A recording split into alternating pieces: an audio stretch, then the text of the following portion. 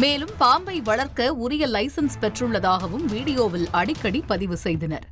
முதல் வீடியோவே சர்ச்சையை கிளப்பிய சூழலில் இரண்டாவதாக பாம்புக்கு பெயர் வைத்து அதற்கு இருப்பிடமும் வாங்கப் போவதாக கூறி வெளியிட்ட வீடியோ சர்ச்சையின் உச்சம்.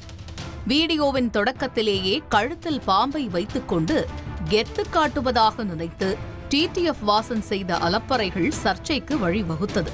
அத்துடன் பாம்புக்கு பப்பி என பெயர் வைத்த TTF வாசன் இதன் பின்னர்தான் பாம்பை பார்த்துக் கொள்வது எப்படி என பெட் ஷாப் நடத்துபவரிடம் பாடம் கற்றுக்கொண்டார். இதில் பாம்பை ஆல் இந்தியா டூருக்கு அழைத்து செல்வதற்கு சந்தேகம் கேட்டதெல்லாம் ரொம்ப ஓவர் பாஸ். இது மட்டும் இல்லாமல் அங்கு கடைக்கு செல்லப்பிராணிகள் வாங்க வந்தவர்களிடம் பாம்பை செல்லப்பிராணியாக வாங்கிக் கொள்ளுங்கள் என மார்க்கெட்டிங்கும் செய்தார் TTF வாசன்.